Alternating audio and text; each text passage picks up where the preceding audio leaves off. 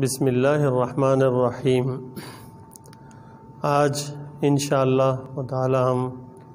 اپنے ناظرین اور سامعین کو امامت کے مسائل کے بارے میں اور امام کی کیا ذمہ داری ہیں، اس نے کس طریقے سے صحیح طور پر امامت کرانی ہے، اس کے بارے میں انشاءاللہ عملی طور پہ نماز پڑھا کر کچھ ایک مسائل کی روح سے صحیح طور پہ ایک نقشہ پیش کرنے کی کوشش کرتے ہیں۔ اللہ تبارک و تعالی صحیح بتانے کی اور اس پر ہمیں خود بھی عمل کرنے کی اور دوسروں کو بھی عمل کرنے کی توفیق عطا فرمائے۔ تو امامت بہت اہم ذمہ داری ہے۔ اس کے اندر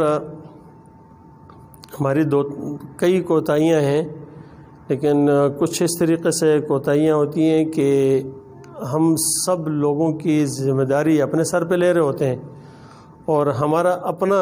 حال یہ ہوتا ہے کہ اپنے اللہ سے تعلق اور کنیکشن نہیں جڑا ہوتا۔ اللہ اکبر کہنے کے بعد پھر ادھر ادھر کے خیالات اور سوچیں، جس طرح حدیث میں آتا ہے کہ آپ صلی اللہ علیہ وسلم نے فرمایا کہ جس وقت اقامت ہوتی ہے تو شیطان دور بھاگ جاتا ہے، اور اقامت کے بعد پھر شیطان آ جاتا ہے اور آ کر اس نے پھر محاربہ اور جنگ شروع کر دینی ہوتی ہے۔ اس سے اندازہ کریں کہ رسول اللہ صلی اللہ علیہ وسلم جب نماز پڑھا رہے تھے تو آپ کا خود یہ حال تھا کہ ایک مرتبہ آپ صلی اللہ علیہ وسلم آگے بڑھے،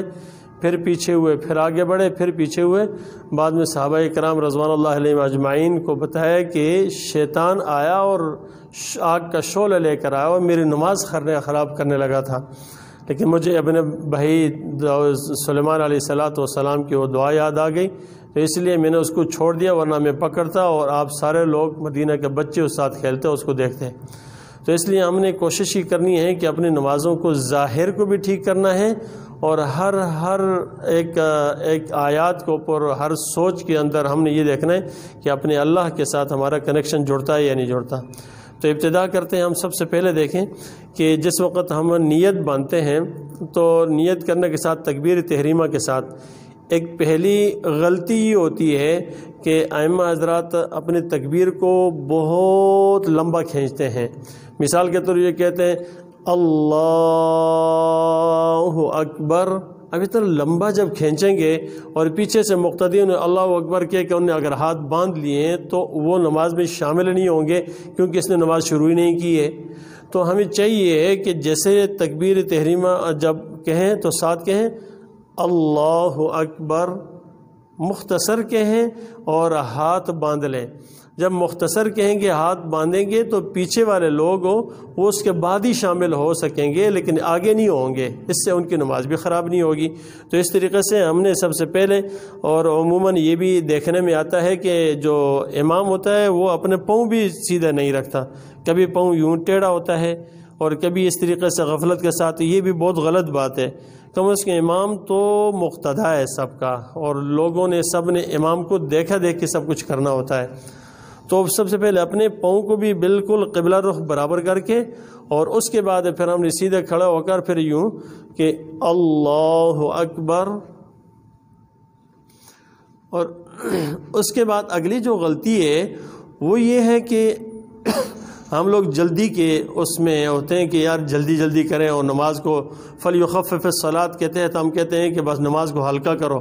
اور ہلکا کرنے کا یہ مقصد نہیں ہے کہ بس اس کے بعد ایک دم شروع ہو جائیں اور ثنا کو بھی چھوڑ دیں۔ حالانکہ ثنا اگر دیکھا جائے تو سب ائمہ سوائے امام مالک رحمۃ اللہ علیہ کے باقی فرماتے ہیں کہ کچھ نہ کچھ پڑھنا ہوتا ہے، اور کچھ آپ صلی اللہ علیہ وسلم اس وقت خاموش ہوتے ہیں، تو پھر بھی یہاں پر پڑھنے چاہیے، ثنا کے لیے خاموش ہونا چاہیے اتنی دیر۔ سبحانک اللہم وبحمدک وتبارک اسمک وتعالی جدک ولا الہ غیرک اعوذ باللہ من الشیطان الرجیم بسم اللہ الرحمن الرحیم، اس تک خاموش ہو کے اس کو خاموشی کے ساتھ پڑھیں، اور اس کے بعد پھر شروع کریں الحمدللہ رب العالمین الرحمن الرحیم مالک یوم الدین ایاک نعبد و ایاک نستعین اهدنا الصراط المستقیم صراط الذین انعمت علیہم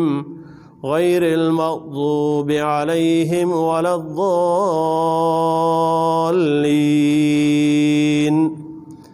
بالکل آرام سکون کے ساتھ، اور ہر آیت کو جدا جدا کر کے پڑھنا ہے۔ اور اس لیے جدا جدا کر کے پڑھنا ہے، جس طرح روایت میں آتا ہے کہ ہر آیت کے اوپر اللہ کی طرف سے جواب آتا ہے، ہمیں پتہ ہی نہیں ہوتا اللہ کی طرف سے جواب آ رہا ہوتا ہے، ہمیں احساس بھی نہیں ہوتا اللہ کی طرف سے جواب آ رہا ہوتا ہے۔ پہلے آیت پڑھیں، ساتھ احساس کریں اس بات کا، الحمدللہ رب العالمین پڑھا تو ساتھ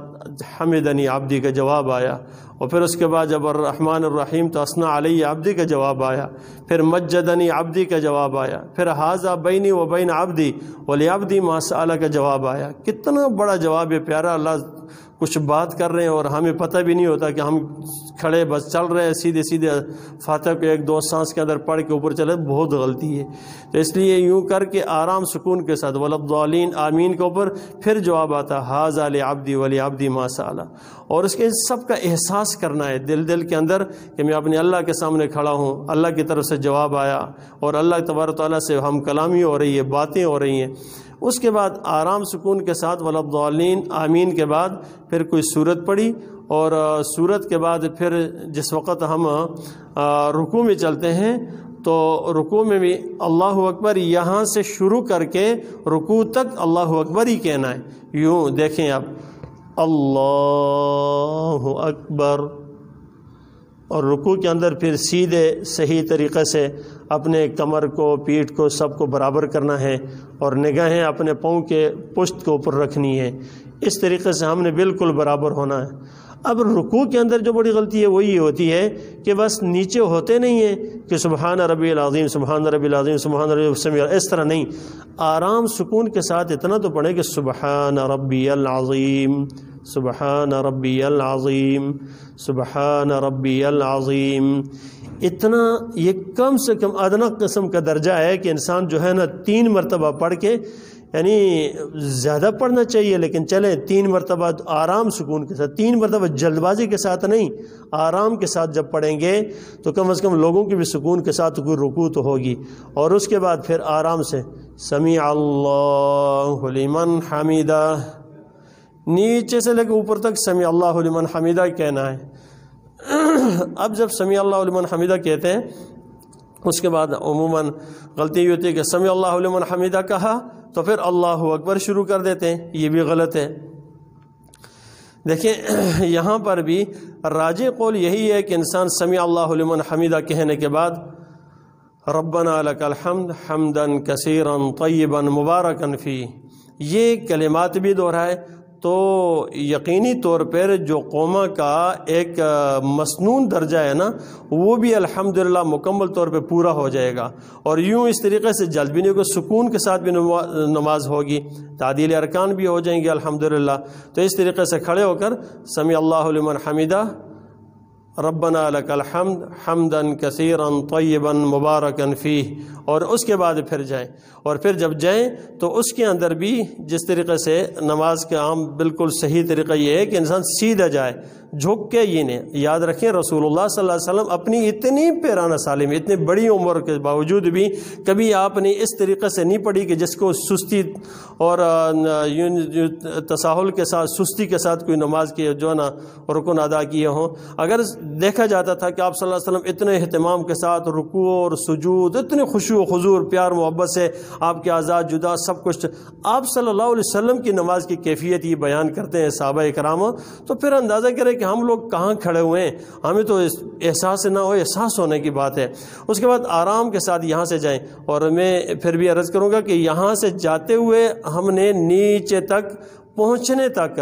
یعنی سجدے تک جب تک ہم نے اپنی جو ہے نا ناک اور پیشانی رکھنی ہے اس وقت تک ہم نے اللہ اکبر کو استعمال کرنا ہے، یوں نہیں کہ بہت نیچے جا کے پھر کہیں اللہ اکبر، یا اوپر سے اٹھے اوپر کھڑے ہو کر پھر کہتے اللہ اکبر، یہ بھی غلط ہے۔ اب یہیں سے شروع کرنا ہے، اللہ اکبر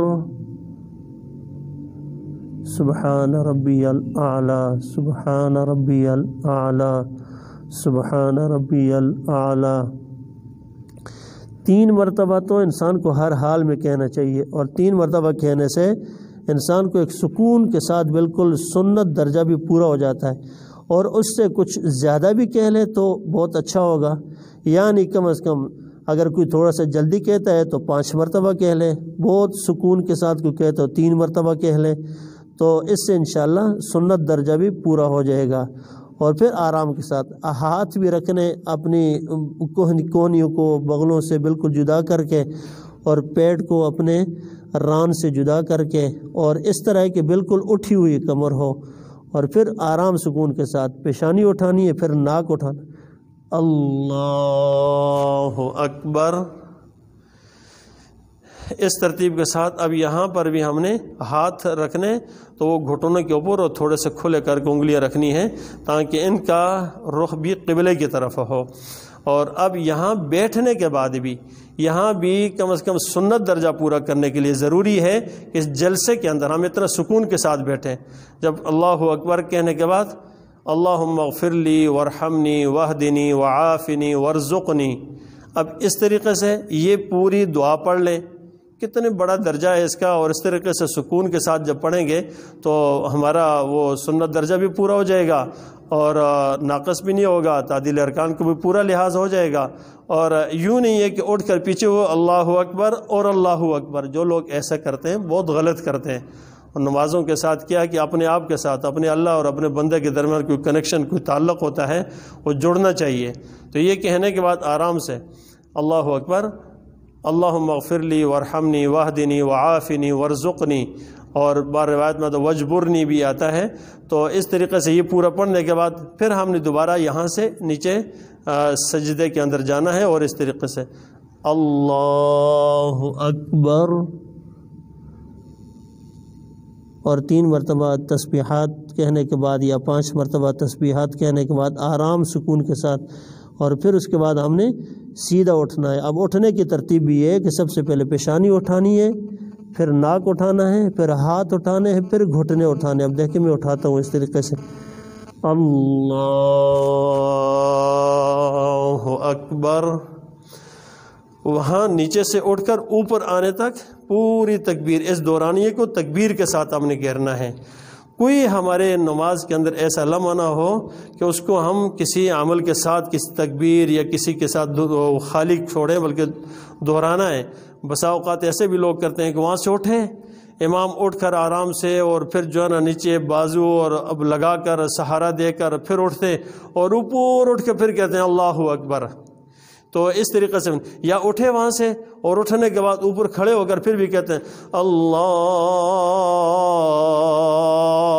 اکبر، تو دہرا رہے ہوتے ہیں، آواز چل رہی ہوتی ہے، اور اوپر کھڑے ہو کر پھر بھی کر رہے ہوتے ہیں۔ اس طریقے سے یہ بات بھی ٹھیک نہیں ہے، اس میں بہت خیال کرنا چاہیے۔ وہاں سے اٹھے، اچھی آواز نکالیں، ٹھیک ہے، بہت سریلی آواز جو بھی بہت اچھی، لیکن اس میں اتنا یہاں سے اوپر تو آ کر کھڑے ہونے کے بعد تکبیر کا کام نہیں ہے، تکبیر کا کام ختم ہو جاتا ہے، اس کو دورانی اتنا ہی ہے بس۔ کھڑے ہوئے اور اس کے بعد پھر ہاتھ باندھ کے پھر جس طریقے سے پوری اب ہم نے شروع کرنا ہے تو بس بسم اللہ پڑھ کے اور سورہ فاتحہ جو ہے نا وہ شروع کر دینی ہے، اور سورہ فاتحہ پڑھ کے پھر سورت پڑھ کے دوبارہ سے پھر سے رکوع میں جو ہے نا ہم نے جانا ہے۔ اب میں رکوع اور سجدہ پورا اس ترتیب کے ساتھ کروں گا چونکہ پوری پہلی رکعت میں بتا چکا ہوں، اور پھر ہم اس کے بعد نیچے بیٹھیں گے۔ دیکھیں اب میں رکوع میں جاتا ہوں، یہاں سے اللہ اکبر، سبحان ربی العظیم، سبحان ربی العظیم، سبحان ربی العظیم، سبحان ربی العظیم، سبحان ربی العظیم،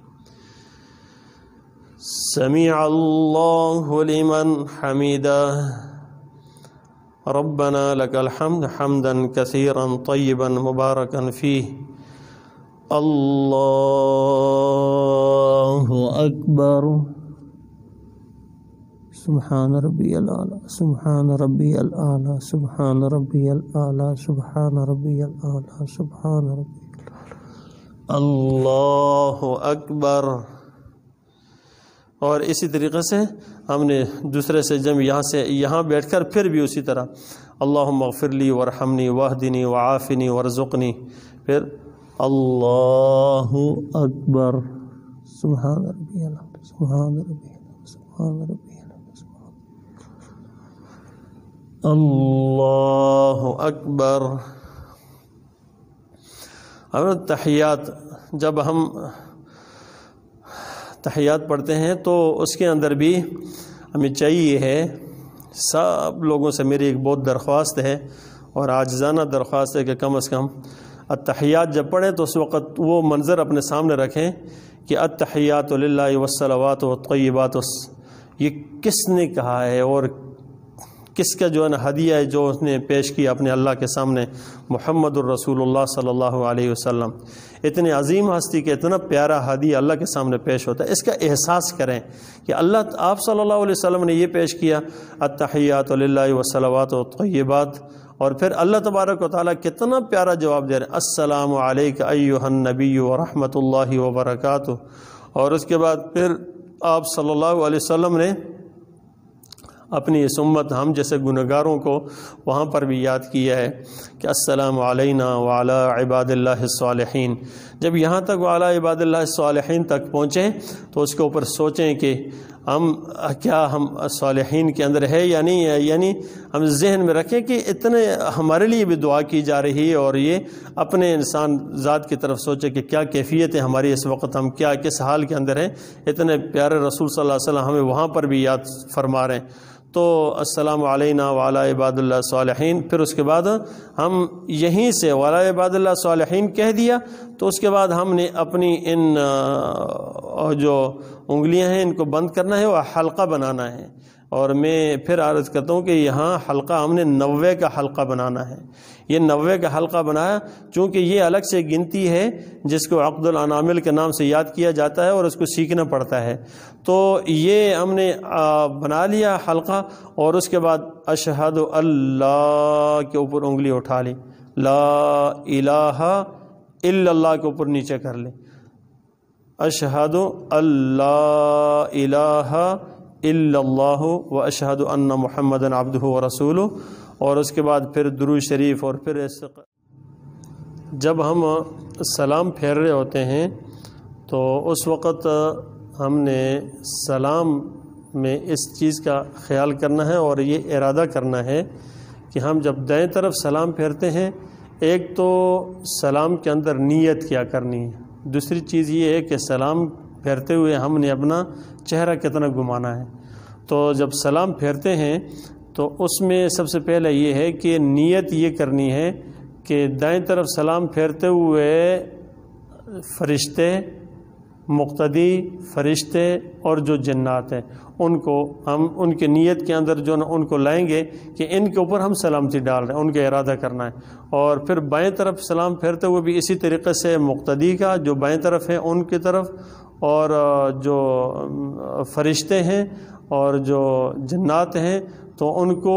نیت کرنا ہے کہ ان کے اوپر سلامتی ڈال رہا ہوں۔ تو اب میں دائیں طرف سلام پھیرتا ہوں، دیکھیے گیا کہ اور میرا جو چہرہ ہے یہ اتنا پھرے کہ دائیں طرف پھرتے ہوئے لوگوں کو دائیں رخسار نظر آئے۔ آپ صلی اللہ علیہ وسلم جس وقت سلام پھیرتے تھے تو آپ کی بھی یہی کیفیت ہوتی، دائیں رخسار نظر آتی ہے۔ دیکھیں یہاں سامنے سے ہم نے سلام پھیرا،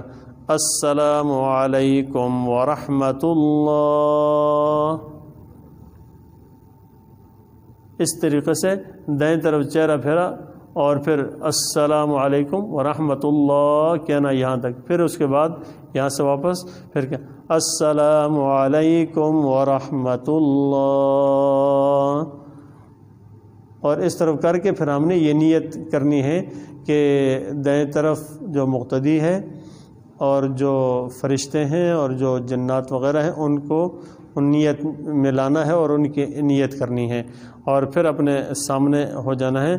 اور پھر اس کے بعد اللہ اکبر، استغفر اللہ استغفر اللہ استغفر اللہ، اور پھر